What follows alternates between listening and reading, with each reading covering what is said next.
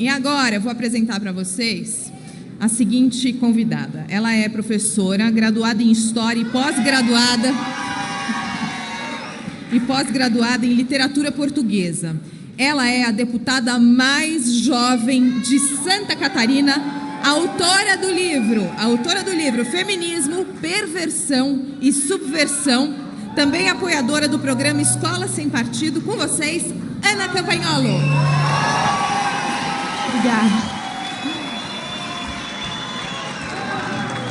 Obrigada.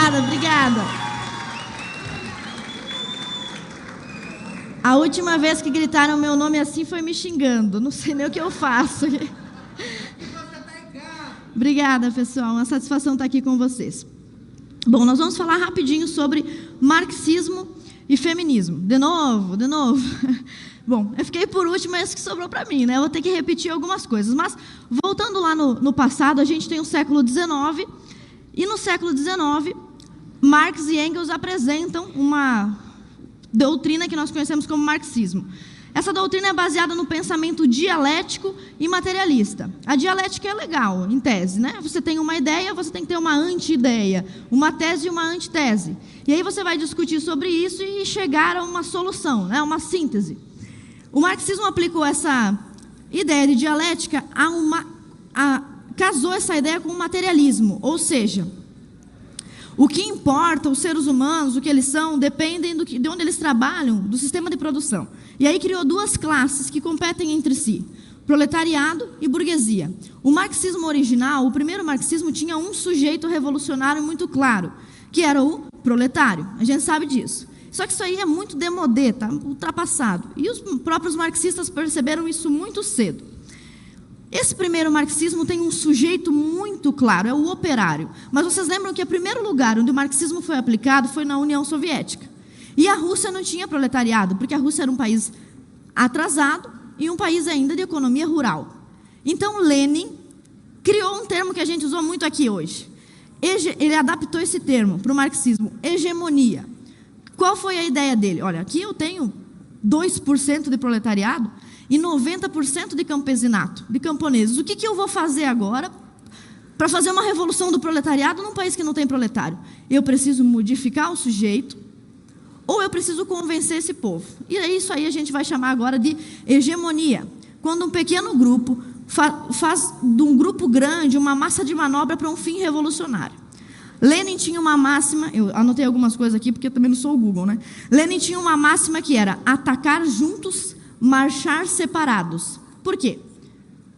O campesinato e o proletariado não eram a mesma coisa. Uns estão trabalhando na roça, outros estão trabalhando na indústria. Mas eles atacavam juntos, embora marchassem separados. E tem algumas coisas que a gente tem que aprender com a esquerda. É verdade que a gente não vai concordar, eu adorei o que a Ana Paula falou, em 100%. A gente pode até marchar para um lado. O Beni vai para o negócio do armamento, Ana Paula para o esporte, eu vou para o lado do antifeminismo, cada um vai para um lado. Mas a gente ataca junto porque a gente tem um único inimigo. E esse inimigo também se junta para atacar a gente, não é? Se junta islamismo com feminismo para acabar com a gente, não é? Um negócio que nem é compatível um com o outro. Bom, esse conceito de hegemonia, ele o marxismo vai sendo readaptado, assim como esse conceito de hegemonia. Olha, o professor sempre com o caderninho, né? E aí a gente chega na escola de Frankfurt. E lá na escola de Frankfurt começam a surgir os primeiros sinais de utilizar o sexo ou a sexualidade para corromper o sistema familiar. O maior inimigo do marxismo seria a propriedade privada e o capitalismo. Aí o Herbert Marcuse, que lembram que era da escola de Frankfurt, escreve Eros da Civilização. E aí você vê, olha, tem muita gente que diz feminismo não tem, feminismo é direitos iguais, direitos civis, é jurídico, é economia, é liberdade econômica. E diz que o feminismo teve dois momentos. Um bom momento, que era esse momento em que lutou por direitos iguais, e um péssimo momento em que ele começou a virar uma revolução sexual. Não é verdade. Desde a escola de Frankfurt, desde Engels, o feminismo sempre foi revolução sexual. Bom, aí a gente tem a escola de Frankfurt, e depois da escola de Frankfurt vem o pós-marxismo, que se liga no seguinte: esse troço de sujeito não está funcionando, porque antes eram os camponeses, agora é o proletariado, só que o Brasil é um país especial. E aqui a gente criou um negócio que destruiu com o marxismo, que chama churrasco da firma. Não é? O que é o churrasco da firma? É o patrão paga uns litrão de cerveja, os funcionários dividem a carne, e ninguém está se matando, e o Marx fica bem louco no túmulo dele. Ou seja, esse negócio de definir o sujeito, o Brasil é especial, né?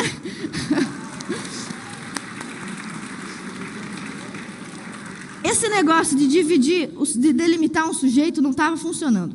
Aí vem o pós-marxismo para dizer o seguinte: olha, nós temos que criar um grupo revolucionário que possa ser qualquer pessoa. E daí por isso que hoje você vê multimilionários e banqueiros apoiando uma ideologia anticapitalista, que não faz sentido. Por quê? Porque o marxismo foi remodelado e agora ele não é mais um movimento que visa atacar política e economia. Ele visa atacar moral, religião, costumes, a sua família. É um novo modelo. E esses sujeitos são fluidos. Quer ver um exemplo? Em 1990, a década de 1990 começa e é o terror do comunismo. Acabou tudo ali. Por quê? Queda do Muro de Berlim e fim da União Soviética. Aí todo mundo pensa, é o fim desses loucos, né? Acabamos com eles. Só que poucos anos depois, eu vou dar um exemplo para vocês na América Latina. Na Bolívia, em 1990, a Marcha Indigenista. Olha um novo sujeito aqui. Não é proletariado, esses caras não são proletariados, mas eles são um sujeito da Revolução. Aí a gente vai para a Argentina, no mesmo ano, primeira parada do orgulho gay. Ué, caiu o Muro de Berlim, ali ontem, no ano seguinte já tem um novo sujeito marxista. Vamos para o Brasil. O Dom Bertrand falou brilhantemente. Eco 92, lembram disso? Os ecos chatos. E vai nascendo eles brotam de tudo que é lugar, eles se multiplicam.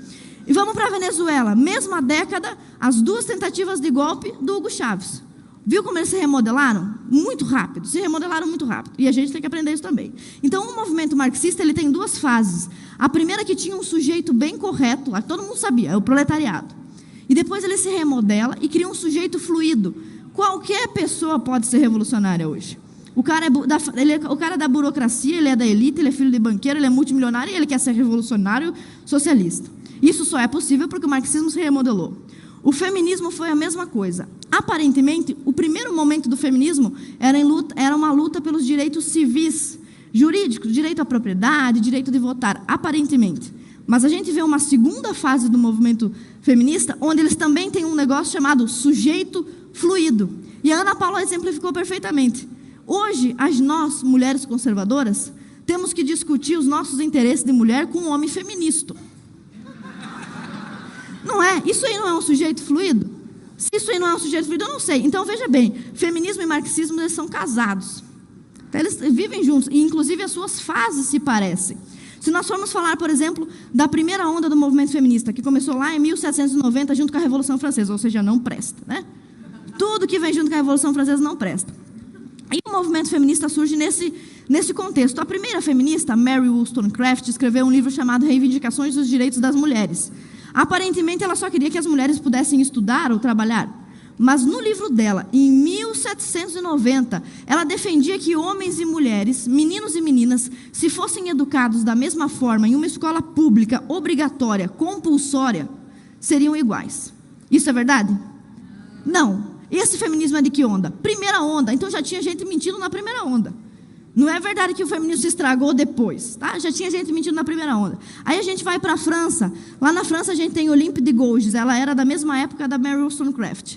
A Olympe de Gouges foi guilhotinada pelo Robespierre. Quem era Robespierre? O líder do governo do terror. Que se tem esse nome de governo do terror, só pode ser de esquerda. Então, os revolucionários de esquerda foram os responsáveis pelo assassinato da primeira feminista na França. Então, não vem me dizer que a esquerda se preocupa com as mulheres. A esquerda se preocupa com revolução. E ela manipula o sujeito que for preciso, inclusive a mãe dele, se ele puder fazer a revolução usando aquele instrumento. E as mulheres são mais um instrumento da revolução marxista. Eles vão usar o indígena, o negro, o homossexual. Se não der nada certo, daqui a pouco eles vão usar o homem branco. Não sei que justificativa eles vão achar para isso. Mas eles vão usar um sujeito. Então, você vê, nós temos nessa época, em 1790, duas revoluções. Revolução Americana e Revolução Francesa, que a gente pode chamar de iluminismo de direita e iluminismo de esquerda. Onde tinha iluminismo de direita, que somos nós, é nós, onde tinha iluminismo de direita, as mulheres começaram a ser defendidas pelos homens, como, por exemplo, John Stuart Mill. John Stuart Mill escreveu um livro chamado A Sujeição das Mulheres e defendia as mulheres.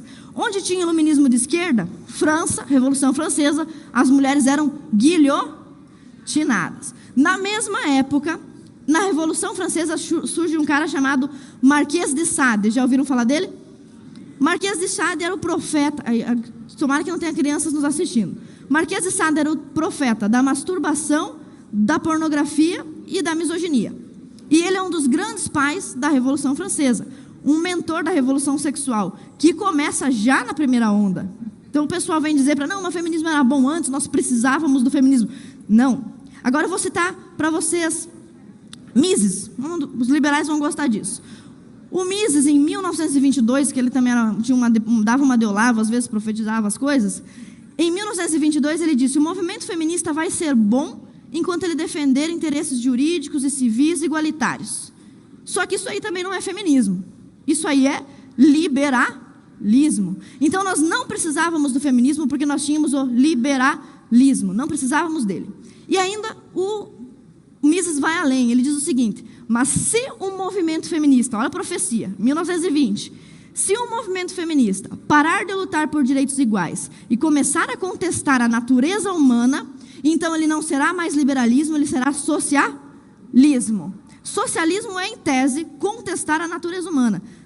Por exemplo, toda vez que você fala com um teórico socialista, ele quer construir uma nova humanidade, um novo mundo, um novo ser humano. Na linguagem de Hitler e de Stalin, o novo homem. Vocês lembram disso, né? Aprenderam isso no segundo ano do ensino médio. Então, o novo homem é a ideia do marxismo, do socialismo. E a nova mulher, que é não sei o quê, fluida, é a ideia do feminismo. Esses dois movimentos de esquerda que são casados, a ideia deles é destruir a identidade da mulher e, consequentemente, do homem, com a finalidade única de acabar com a propriedade, de acabar com a família e, assim, também destruir a propriedade privada. Eu não tive filho ainda, mas meu pai sempre disse que antes dele ter filho, ele gastava dinheiro no bar. Depois que ele teve filho, ele começou a economizar para deixar herança para os filhos. Esse pensamento foi bem reduzido, simplório, que eu falei aqui, mas é basicamente por causa da família que as pessoas se preocupam tanto com a propriedade privada. Certo? Por exemplo, os grandes metacapitalistas, como Rockefeller, eles não estão se divorciando, abortando e gastando o dinheiro todo na cachaça. O que eles estão fazendo? Investindo, fazendo fundação, certo? Então, vamos lá. Isso aí foi a primeira onda. Aí a gente começa a segunda onda do movimento feminista. Aí descarrilha de vez. Nesse ponto, todo mundo admite, há consenso sobre isso. Todo mundo fala, olha, o feminismo ficou ruim a partir da segunda onda. É porque era tão ruim mesmo que não dá para negar que era ruim. Eu acho que eu estou dando trabalho para aquela moça, porque eu falo muito rápido, né? Perdão. Desculpa.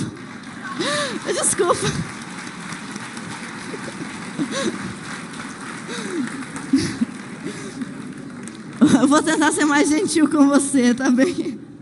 Então, quando a gente chega na segunda onda, é escancarado que o movimento feminista não presta. Porque aí começa aborto, promiscuidade, divórcio e pedofilia. Ai, meu Deus do céu, agora eu vou tomar um monte de processo. Não sei se tem imunidade parlamentar, eu acho, né? Graças a Deus. Mas vamos lá. Algumas escritoras feministas, como por exemplo, a Shulamit Firestone, escreveu que as crianças deviam ter direito à liberdade sexual. Ok. A Judith Butler, que escreveu aquele livro famoso, Problemas de Gênero, vocês já viram ela, né? Ela vem para cá, parece o Cris Duran, eu sempre falo isso. Ela já veio para o Brasil, o Bernardo fez um vídeo muito legal sobre ela. A Judith Butler disse que nós devemos combater o tabu do incesto. E a Simone de Beauvoir, queridinha das feministas, assinou uma petição pela soltura de 3 pedófilos que haviam feito sexo e gravado sexo lá na França, muito tempo atrás. E se não me falha a memória, os caras eram muçulmanos, e ela foi em defesa deles para que eles fossem liberados, porque as crianças têm direito também ao prazer sexual. Esse assunto é muito, muito delicado, é chato falar sobre isso, mas existe sim, vocês viram. A Damares também falou um pouco sobre a erotização infantil. E não é tudo que nós, políticos, podemos resolver. Aliás, não consegue resolver quase nada. Mas vocês, por isso que nós precisamos de vocês. Porque as ideias precisam se espalhar, elas têm que se espalhar como vírus. E essa daqui, a ideia de que parte do movimento feminista tem na sua literatura clássica textos que favorecem a pedofilia, é uma ideia que tem que se espalhar. Isso aqui tem que se espalhar. Mas tem algumas coisas que nós podemos fazer. Eu, por exemplo, lá na Assembleia Legislativa, apresentei o projeto de lei 0302.1/2019, intitulado Infância Sem Pornografia.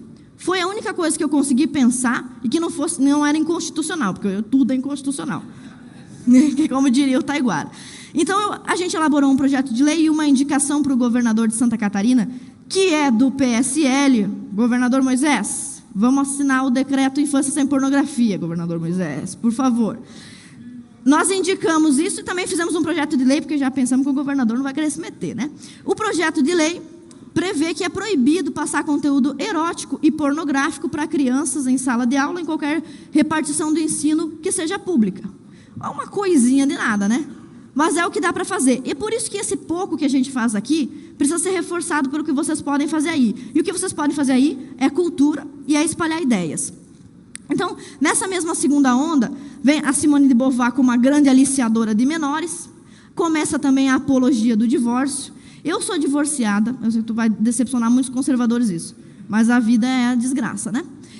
E eu quero dizer uma coisa para vocês, não existe sofrimento maior na vida de uma mulher, e não sei, não de um homem, que eu acho que também, porque eles se perdem, botam todas as coisas dele dentro de umas caixas e ficam por aí bebendo, acho que deve ser ruim para eles também. Mas não existe sofrimento pior, a não ser perder um filho para uma mulher que se casou, do que o divórcio. Divórcio não é conquista feminista, divórcio é uma desgraça. Divórcio já...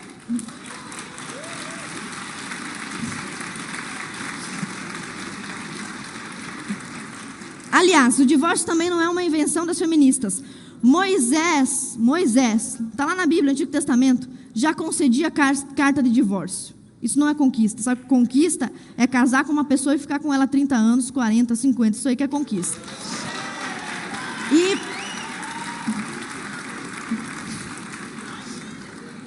Aí a gente vai para a terceira onda. Aí começa a terceira onda, aí descarrilha de vez. Lembra do sujeito fluido do marxismo? Para a gente fazer a revolução marxista, não dá para a gente delimitar um sujeito, porque os proletariados estão no churrasco da firma, eles não querem saber.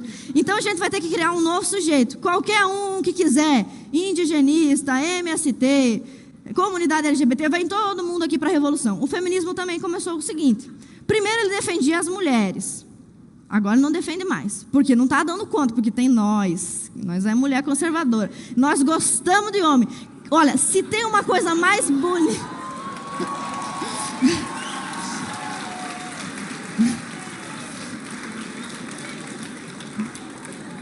E eu também costumo dizer nas minhas palestras, é evidente que nós mulheres conservadoras gostamos muito de homem, mas olha, os homens gostam de mulher também. Se vocês pudessem, teriam umas 10, não é?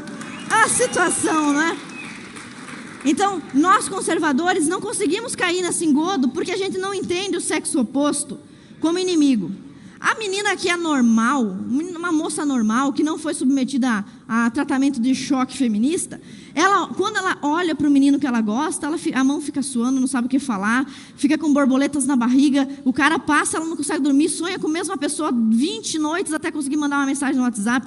Nós gostamos do sexo oposto, nós queremos interagir, nós queremos construir família. Então a gente não serve para o movimento feminista, então tem que criar um sujeito fluido.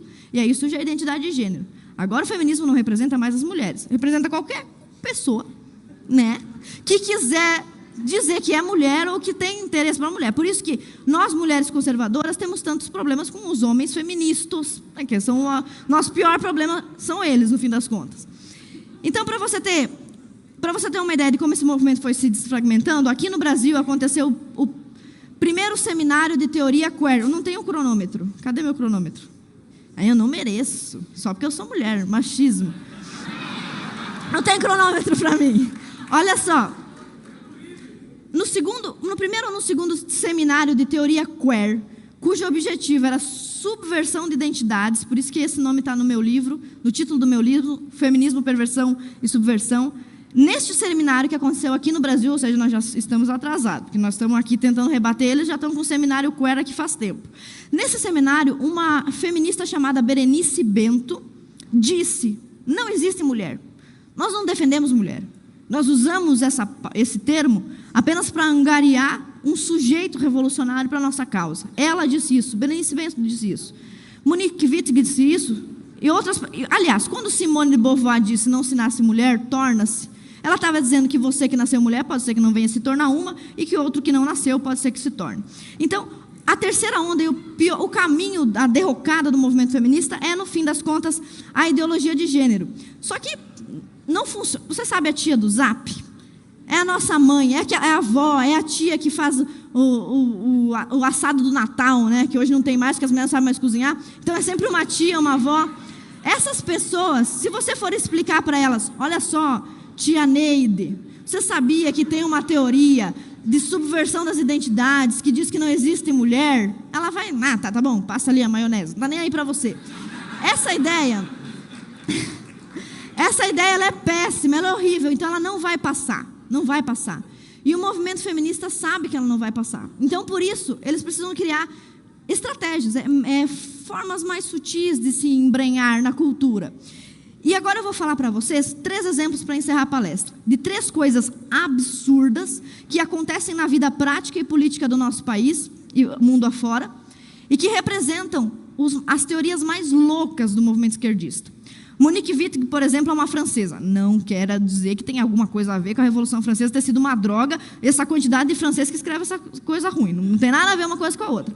Mas a Monique Wittig, que é francesa, ela pretendia acabar com a heteronormatividade. O objetivo dela, o foco da vida dela, é acabar com relações heteronormativas, em consequência, acabar com a família. Lembrando que em 1885, Engels publicou um livro chamado A Origem da Propriedade Privada, da Família e do Estado, ou o contrário. Nesse livro, já em 1885, ele já dizia isso. Para acabar com o capital, eu preciso acabar com a família.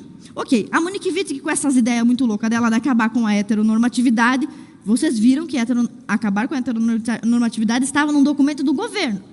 Essas coisas que as feministas pensam, essas loucuras, elas sempre estão antes na literatura e depois elas vão para a política. Sempre tem gente que vai lá no meu Instagram, lá nas minhas redes sociais, reclamar. Por que você não vai trabalhar, vai fazer uns projetos de lei, em vez de ficar escrevendo livro? Aliás, hoje é o dia da leitura. Então, para todo mundo que não foi alfabetizado no método Paulo Freire, vai conseguir ler, parabéns para todos vocês. Vamos lá. A gente já está acabando. Para terminar com o conceito de mulher e de heteronormatividade, a Monique Wittig, que é Pinel, ela tem 2 ideias principais. A primeira é um padrão lésbico, ou o lesbianismo por adesão. Nada contra lésbicas e homossexuais, a não ser por fatores religiosos e morais, nada contra. Mas a lésbica, ela tem atração sexual para uma pessoa do mesmo sexo e ela vai viver a sua vida assim. A Monique Wittig não está falando sobre isso, pessoas que têm atração, ela está dizendo que nós temos que adotar um lesbianismo político. As mulheres, por questões políticas, não vão mais se relacionar com homem, só vai se relacionar mulher com mulher, porque sim. Não sei por quê, não consigo entender, mas porque sim. Para acabar com o padrão. E a segunda estratégia dela é destruir a linguagem. A Ana anteriormente falou aqui que a biologia não é de esquerda nem de direita. Mas, sim, para o movimento feminista, a biologia é machista. E a Monique Wittig vai além. A Monique Wittig diz que o idioma é machista. Por isso que agora a gente fala presidenta, né? Ficou muito bonito. E a Monique Wittig propôs o seguinte: nós temos que tirar o e o a das palavras. Lembraram, né? Já acontece, não acontece? Só que essa bobagem, antes de acontecer, estava no livro da Monique Wittig. Alguns dos senhores já tinham ouvido falar a palavra, esse nome dessa mulher, Monique Wittig? É por isso que a gente está perdendo, né? Por isso que a gente estava perdendo, né? Porque a gente não se prepara. Tudo, o professor Olavo sempre diz isso. Tudo que a esquerda vai fazer, antes eles colocam numa ata. Não sei por quê. Acho que é porque eles sabem que a gente não vai ler as atas. Só pode ser isso. Mas tudo que eles vão fazer, eles escrevem antes. E a Monique Wittig escreveu: para acabar com o patriarcado, com o capitalismo e com tudo mais que existe, que segundo ela não presta, a gente tem que trocar o A e o O por X. Aí você fala: queridos, cadê a Paula Marisa? A Paula Marisa tem um canal inteiro no idioma feminista. Queridos, oi, amigas, deputadas, pode ser um X ou um E. Olha, isso já está acontecendo. Eu trouxe 3 manchetes aqui. Professores do Colégio Pedro II adotam o termo alunos, eu vou falar alunes, para se referir a estudantes sem gênero. Isso aqui é de 2015, a gente já está quantos anos atrasado? Se fosse a Dilma, eu não saberia fazer essa conta. Mas olha só, a gente já está atrasado. Em 2015, as ideias da Monique Wittig já estavam sendo aplicadas. E por que ela quer fazer isso? Por que ela quer trocar uma letra por um X? Quer trocar um A por um X? Para destruir a sua família. Ah, mas não tem nada a ver. Tem. Não é teoria da conspiração. Vamos lá. Cadê o pessoal de Minas Gerais? Olha só, lá de Minas Gerais. Diretrizes de Educação para Relações de Gênero na Rede Municipal de Educação de Belo Horizonte. Uma notícia também de 2015. Uma cartilha inteira sobre um manual de linguagem não sexista. Eu não sei. Eu estudo isso aqui até hoje não entendi. E nós temos uma terceira notícia. 2018, Universidade Diego Portales do Chile. Nessa universidade, os professores já convencionaram que não é mais erro gramatical você escrever alunos, queridas, gordas, feias, né? Então já virou padrão. Olha, isso aqui estava na literatura, é absurdo. Nós temos um outro caso absurdo, que é o do Jordan Peterson, vocês lembram dele? Tem livro dele para vender aqui do lado, maravilhoso. O professor Jordan Peterson foi perseguido até o limite, porque ele se negou a usar termos de gênero neutro, que no Canadá estavam sendo impostos por normativa. Ou seja, eu estou vendo que é uma mulher. Uma coisa é você proibir o cidadão, até o conservador consegue aceitar isso, proibir o cidadão de falar certas coisas. Tudo bem, sou proibido de falar certas coisas. É justo, por exemplo, é proibido fazer um comentário racista, ok.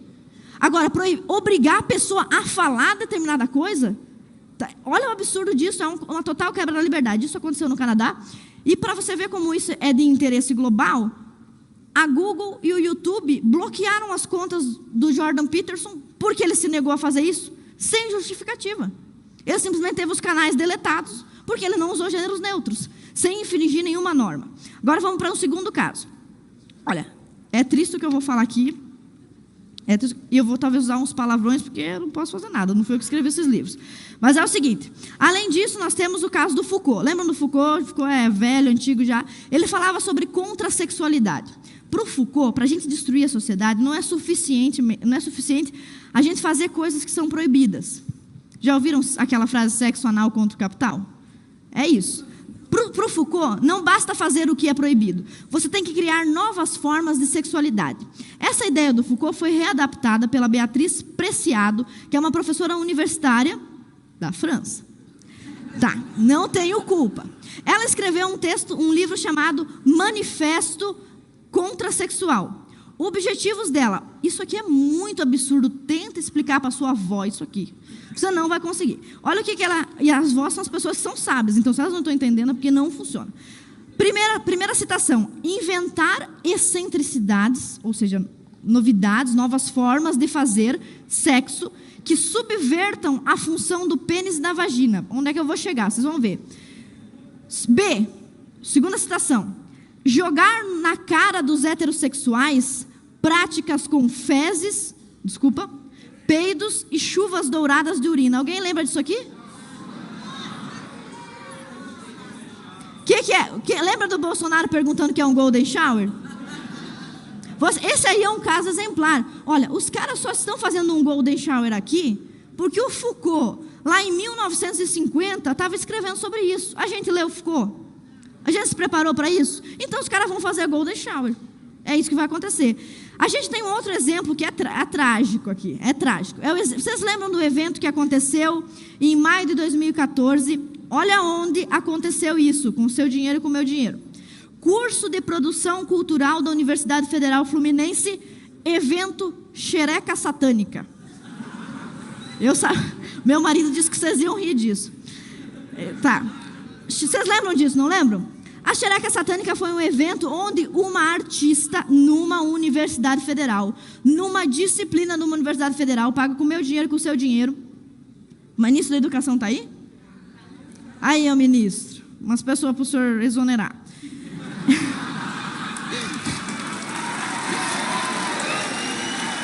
Estou terminando.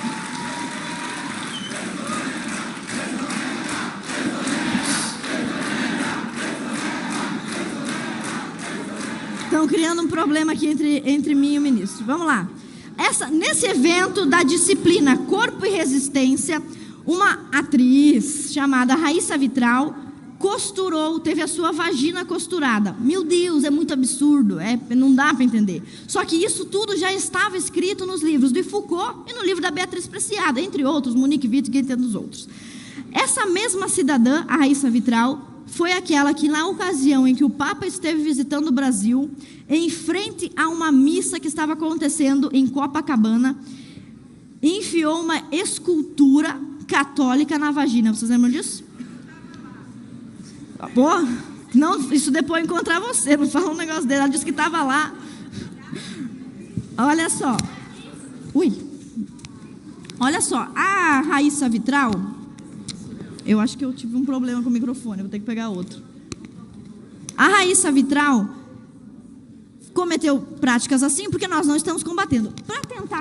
Para tentar resolver esse problema, atenção, produção, é ao vivo, aqui se faz ao vivo. Nós apresentamos um projeto de lei também lá em Santa Catarina, e acho que muitos políticos aqui, assessores, podem levar essa ideia. Um projeto que proíbe o vilipêndio à fé católica e aos símbolos católicos, multando...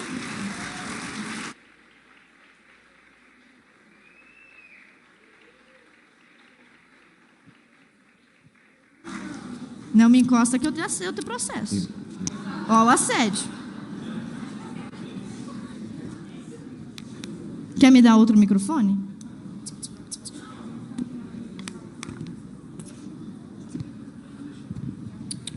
Ai, deu certo. Machista esse microfone. Vamos lá.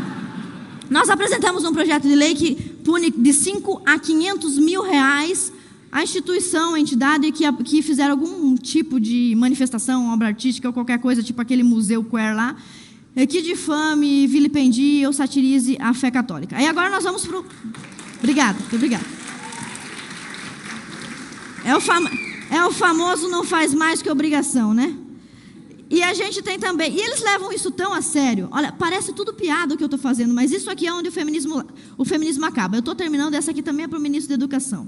Eles levam isso daqui tão a sério que eu vou ler para vocês algumas teses e dissertações de mestrados, paga com o dinheiro de vocês e com o meu. Oi? Ai, cansou ela. Tem coisa que foge ao controle do ser humano. Vamos lá. Eu vou ler só algumas teses bizarras aprovadas em universidades federais com seu dinheiro e com o meu dinheiro relacionadas aos temas feministas. Primeira, fazer banheirão. As dinâmicas das interações homoeróticas na Estação da Lapa e adjacências. Apresentado por um mestrado na Universidade Federal da Bahia. Próxima, mulheres perigosas, uma análise da piriguete. Cabe. Realmente esse é um tema bem feminista. Vamos lá. Próxima tese de mestrado. Azuadinha e tá. Representação sobre a sexualidade e o corpo feminino negro.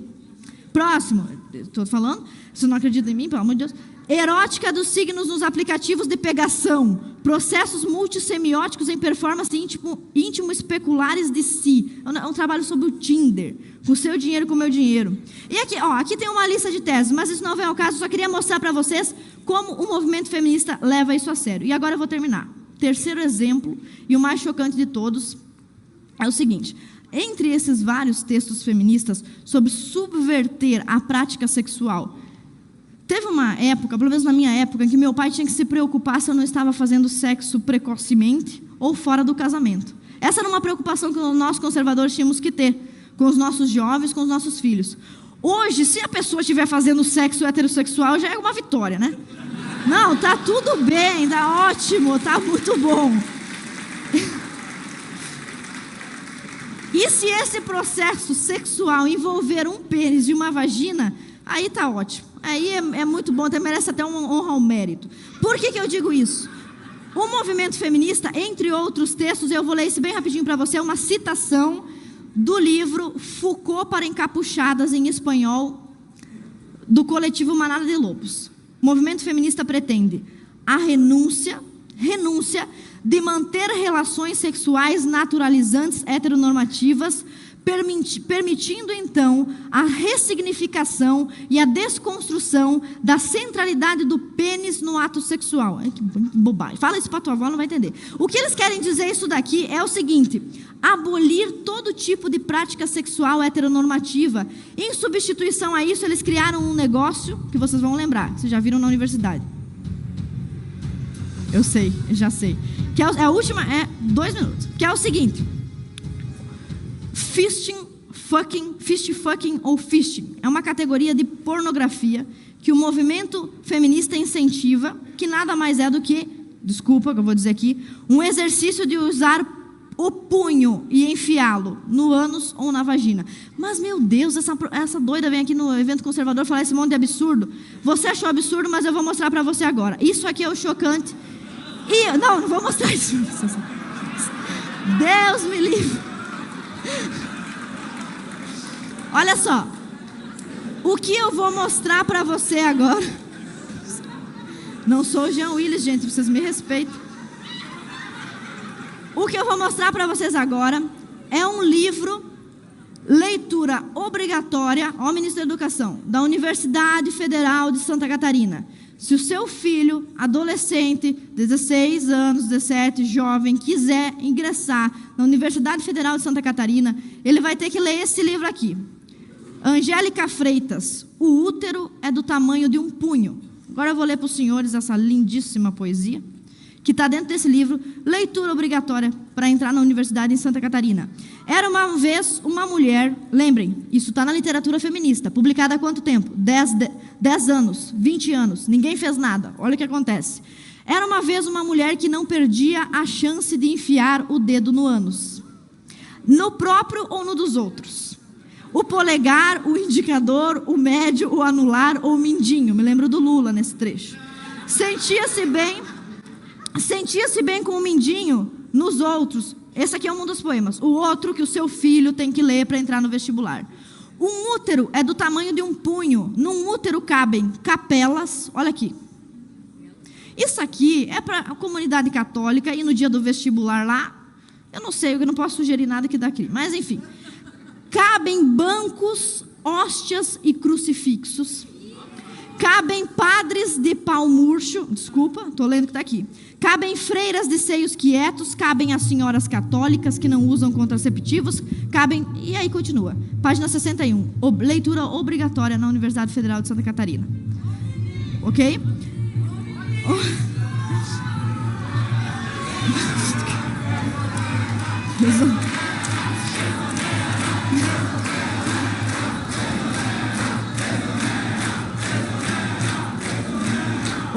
O ministro vai pedir minha expulsão. Esse era o último caso que eu queria mostrar para vocês.